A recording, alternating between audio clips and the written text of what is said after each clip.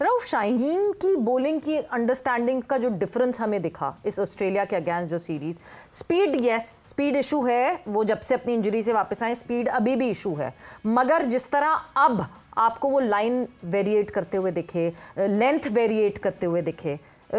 क्या उन्होंने सीख ली है ये बात कि नहीं, अगर मैं स्पीड नहीं उस तरह डिलीवर कर पा रहा तो मैं कोई और वेपन ढूंढूं? देखिए बहुत ज़रूरी है और इनको ये सीखना पड़ेगा, क्योंकि देखें आपकी जो पेस है वो डिक्लाइन उसका हो चुका है। जब तक उन्हें ये चीज़ एक्सेप्ट करते हुए मेरा ख्याल है कि 1 साल से ज़्यादा अरसा गुजर चुका है, जिसकी वजह से उनको बहुत ज़्यादा कास्ट हुआ, उनको उनकी बॉलिंग में भी डिक्लाइन आया, उनकी जो इकानमी थी वो भी ऊपर जाती चली गई और उसके बाद वो रिदम भी बरकरार नहीं रहा। मगर जब आप उनको उनकी स्ट्रेंथ का, क्योंकि मैंने 1 साल पहले शायद लिखा था कि जब इनको अपनी स्ट्रेंथ को जाँचते जाँचते 1 साल का अरसा गुजर जाएगा, क्योंकि ये एज ऐसी होती है कि आपका जो माइंड होता है या बॉडी होती है वो एक्सेप्ट नहीं करती कि आप 147 से 130 पे आ जाए, तो इसको एक्सेप्ट करते थोड़ा टाइम लग चुका था और अब उन्होंने एक्सेप्ट कर लिया इस चीज़ को। अब उन्होंने जो एग्जैक्ट लाइन एंड लेंथ है एक सीम बॉलर की उसको हिट करना शुरू किया और जैसे जैसे ये इसको एक्सेप्ट करेंगे और उस लाइन एंड लेंथ पे हिट करेंगे तो ये ज़्यादा एक्यूरेट और ज़्यादा सक्सेसफुल 147 पर दोबारा जा सकते हैं। एक सवाल ये भी है कि क्या वाकई शाहीन दोबारा 147 पर जा सकते हैं, और अगर जाती हैं तो लोगों के लिए बड़ा खुशकुन मंजर होगा? ये आप सब में $1 मिलियन क्वेश्चन है और इसमें मेरा ख्याल है कि आप शाहीन से ज़्यादा मुर्द इल्ज़ाम उन लोगों को ठहराना पड़ेगा जो कोचिंग स्टाफ में और मैनेजमेंट में रहे हैं, क्योंकि एक यंगस्टर जब आता है तो उसके अंदर एक तहरीक होती है पाकिस्तान को रिप्रेजेंट करने की हर फील्ड में। जब उनको इंजरी हुई है और जो इंजरी भी फ्रंट उनके नी की थी तो उसका रिहेबिलिटेशन प्रोसेस मुकम्मल होकर उनको वापस आना चाहिए था और इनको गाइड करना चाहिए था जो उनका कोचिंग और मेडिकल स्टाफ है कि अगर आप इसको रिहेबिलिटेशन प्रोसेस फास्ट बॉलर के लिए बहुत ज़्यादा इंपॉर्टेंट होता है, क्योंकि अगर मेरा देखें वेट 80 kg है और मैं बॉलिंग करता हूँ जंप लेके, जब मैं जंप लेता हूँ तो जब मेरा फ्रंट नहीं है जिसका लेगामेंट शाइन का डैमेज हुआ उस पर मेरा 240 kg वेट उसका प्रेशर उस पर पड़ता है नी पे, तो जब उस पर इंजरी होगी और मैं पहले ही इंजरी से प्रीमेच्योर वापस आ जाऊँगा तो फिर मैं उसको सेव करने की कोशिश करूँगा। उस सेव में मेरा जो सारा बायोमैकेनिक का बॉडी का वो शैटर कर जाएगा, वो बाहर को चला जाएगा, तो बजाय मैं उस पर लोड डालने का मैं वो लोड शिफ्ट करूँगा अपनी बैक लेग पे, अपनी कमर पे और अपने शोल्डर्स पे, तो जिसकी वजह से सारे का सारा जो आपकी कॉइल होती है बॉलिंग की वो शैटर होती चली गई और उसके बाद फिर उनका जो सारा बॉडी मोमेंटम है वो दूसरी तरफ टर्न कर गया और पेस उनकी डिक्लाइन पे चली गई। मगर इसको वापस लाना मेरा ख्याल है कि एक बहुत ही अच्छा जो बायोमैकेनिक एक्सपर्ट है कोई जिसको बहुत नॉलेज है इस चीज़ का, तो उसके साथ अगर वो काम करें थोड़ा सा टाइम लगा के तो फिर मे भी वो वापसी का रास्ता है। बिल्कुल है, वापसी का रास्ता सिर्फ बायोमैकेनिक एक अच्छे बायोमैकेनिक्स के थ्रू हो सकता है या फिर एक मेंटल हेल्थ कंडीशनिंग कोच भी चाहिए होगा, बिकॉज आप कहीं ना कहीं इस बात पे भी तो डरते हैं कि मैं फिर से वजन दूंगा उस नी पे, कहीं फिर से कोई इशू ना हो जाए। ये बहुत अच्छा सवाल है और मेरा ख्याल है कि पाकिस्तान क्रिकेट बोर्ड में जो लोग बैठे हैं उनको समझाने वाला है, क्योंकि ये चीज़ कोऑर्डिनेशन से चलती है।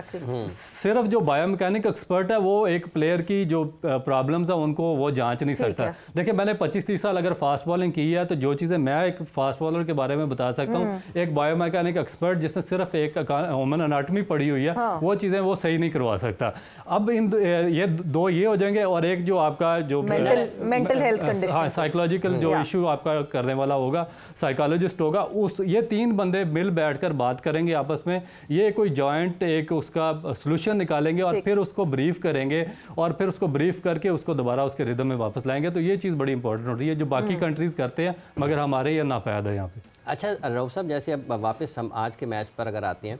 अगर 90 से ज़्यादा रन 7 ओवर्स में बनाना है तो क्या उसके लिए ग्राउंड शॉट्स की तरफ नहीं जाया जा सकता था कि जिसने भी आना है उसने उठा के मारने की कोशिश करनी है, और फिर अगर आप 70 पे 76 की बाउंड्री पे 78 की बाउंड्री पर हैं तो ग्राउंड शॉट्स बेहतर ऑप्शन नहीं हो सकता? उसकी कमी है पाकिस्तान की बैटिंग में। इसमें अब सब थोड़ा सा इशू ये है कि बिल्कुल होना तो ग्राउंड शॉट्स पे जाइए, टेक्निक पे ही जाना चाहिए, मगर देखें कि आपके सिर्फ 2 फील्डर्स बाहर हैं, अब पहले जो दो ओवर्स आपने करने हैं उसमें तो आपके जो 9 फील्डर हैं वो दायरे के अंदर होंगे, तो वहाँ पे ग्राउंड शॉट्स बहुत ज़्यादा मुश्किल हो जाता है, और स्पेशली जब आपको पता है कि आपने 13 या 14 रन की एवरेज करनी है, तो अगर ग्राउंड शॉट्स में आप उसको नहीं पार कर रहे दायरे को तो फिर आपको थोड़ा सा ऊपर खेलना पड़ेगा, और उसमें मेरा ख्याल है कि पाकिस्तान के बैट्समैनों ने प्रेशर में आके विकेटें गंवाई हैं, क्योंकि नीचे ऑस्ट्रेलिया ने उनको चांसेस वगैरह नहीं दिए, फील्डिंग भी उनकी अच्छी थी और बॉलिंग भी बेहतर थी, इसकी वजह से उन्होंने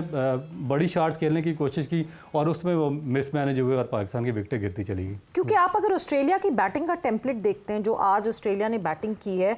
बाउंड्री से 72 रन्स टोटल मिले, 9 चौके और 6 छक्के। सो 72 रन्स उन्होंने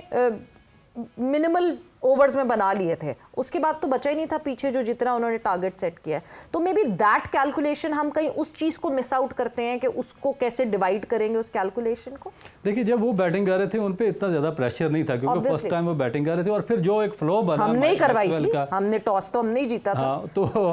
लेकिन हमें हमने कहा था बैटिंग कर लो भाई पहले लेकिन वो मैच भी लिमिटाइज होता चला गया। लेकिन मेरा ख्याल है कि अगले मैच में पाकिस्तान टीम बहुत बेहतर करेगी क्योंकि जैसे पूरे 20 ओवर्स खेलने को मिलेंगे बॉलर्स और बैट्समैनों को, तो उसमें पाकिस्तान बेहतर स्ट्रेटजी के साथ जाएगा। और जो सिडनी की पिच है वो भी थोड़ा सा इतना ज्यादा मुश्किल नहीं होती, उसमें मेरा ख्याल है कि एक हाई स्कोरिंग मैच, ग्राउंड भी छोटा है कंपैरेटिवली, ग्राउंड भी छोटा है। इसको हम थोड़ा मार्जिन दे सकते हैं पाकिस्तान की बैटिंग को। आज अगर हम इसको पूरे 11 को देखते हैं तो इसमें रिजवान, बाबर और उस रिजवान और बाबर के अलावा तो सब के सब आपको ये लगता है कि बहुत नए हैं। उस्मान खान है, सलमान अली आगा है, इरफान खान है, हसीबुल्लाह खान है, साहिबजादा फरहान है। और ये हसीबुल्लाह का जो बैटिंग ऑर्डर है, आप समझते हैं कि ये ठीक है अगर वो 6-7वें पर आएगा, या फिर ये एक नए खिलाड़ी के साथ थोड़ा सा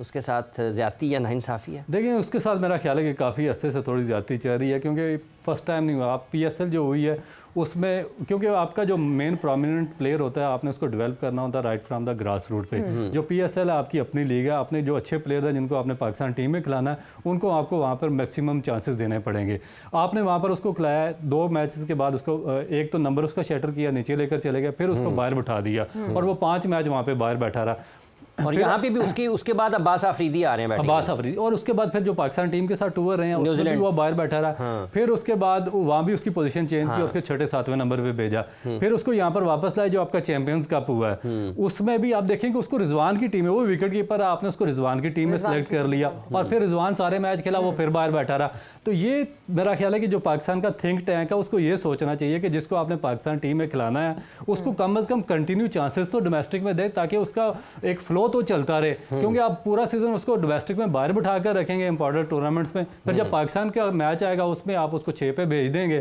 तो वो फिर रिजल्ट प्रोड्यूस होंगे। बट हम जहां सिचुएशनल बैटिंग की बात करते हैं, आज एक डिफरेंट सिचुएशन थी।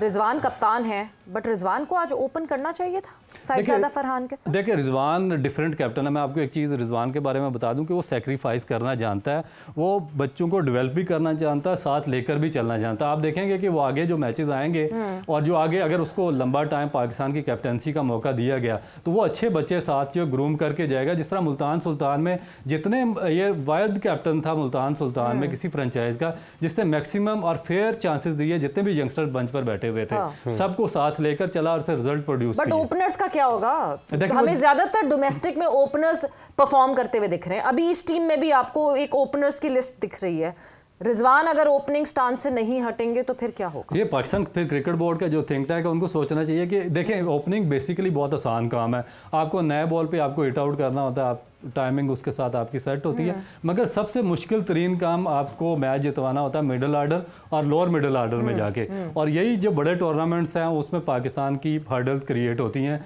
कि आपके पास मिडिल आर्डर और लोअर मिडिल आर्डर नहीं है।